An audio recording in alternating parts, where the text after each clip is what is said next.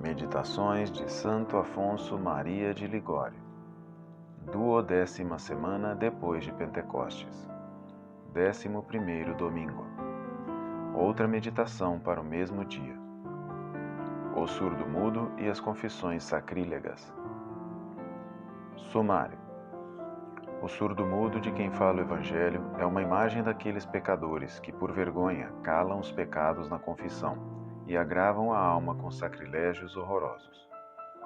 Meu irmão, se por desgraça fores do número daqueles infelizes, pede a Jesus Cristo que renove em ti o milagre e que, para te levar a desatar a língua, te abra primeiro os ouvidos, a fim de que compreendas as ilusões do demônio.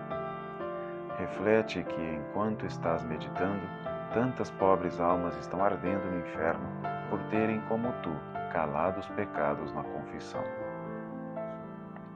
Primeiro ponto. O surdo-mudo de quem fala o Evangelho é uma imagem daqueles pecadores que, por vergonha, calam os pecados na confissão e agravam a alma com sacrilégios horrorosos. Para curar semelhantes infelizes e induzi-los a fazerem uma confissão sincera, é necessário que Jesus Cristo, como fez com o surdo-mudo, os tire à parte de entre a multidão de tantos pensamentos mundanos, e que antes de lhe desatar a língua, abra-lhes os ouvidos, a fim de que compreendam bem as ilusões do demônio. Representemo-nos uma pessoa que, cega por alguma paixão, caiu em uma falta grave. A fim de que ela não procure recuperar a graça de Deus, o demônio restitui-lhe o pejo, que primeiro lhe tirou para pecar. E diz: que dirá o teu confessor quando ouvir a tua queda? De certo, sabendo a tua fraqueza, te lançará em rosto e se irritará. Eis aí a primeira ilusão do demônio. Eis aí como o lobo infernal agarra as ovelhas de Jesus Cristo pelo pescoço, para que não possam gritar por socorro. Que dirá o confessor?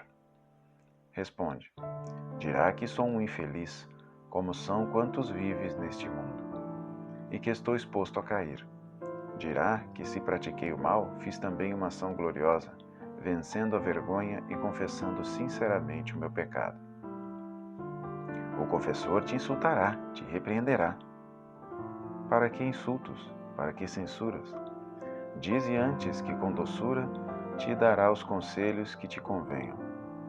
Os confessores sentam-se no confessionário exatamente para este fim, não para ouvir êxtases e revelações, mas para ouvir os pecados daquele que vai confessar-se. A maior consolação que os confessores possam ter é absolverem um penitente, que se acusa das suas culpas com sinceridade e verdadeira dor. Se uma rainha fosse ferida mortalmente por um escravo e tu a pudesses curar com um remédio, que consolação não teria em salvá-la da morte? Pois uma consolação semelhante recebe o confessor que absolve uma alma caída em pecado. Aplicando-lhe o sangue de Jesus Cristo, qual bálsamo salutar, livra-a da morte eterna e fala recuperar o direito de rainha do paraíso e os merecimentos anteriormente adquiridos, mas perdidos pelo pecado. Além disso, o confessor, fazendo a alma recuperar a graça divina, restitui-lhe também nesta terra a paz do coração, livrando-a de um inferno antecipado. Ó céus, que inferno não está sentindo dentro de si a pessoa que sai do confessionário sem ter acusado o seu pecado? Por toda parte leva consigo uma víbora que continuamente lhe dilacera o coração. Segundo ponto. Se eu acuso tal pecado, temo que se publique, que o confessor o descubra a outros. Numa palavra, tenho agora muita repugnância de me confessar. Falo-ei mais tarde, na hora da morte. Eis aqui outras ilusões do demônio. Eis como o lobo infernal, tendo agarrado as ovelhas de Jesus Cristo pelo pescoço, aperta sempre mais os dentes, a fim de que não possam chamar por socorro. Respondo: a quantos confessores tens de confessar tua culpa? Basta dizê-la a um só sacerdote uma só vez. Tu mesmo podes escolher o sacerdote que porventura nem te conhece, e assim como escuta o teu pecado, escuta também muitos outros semelhantes de outras pessoas.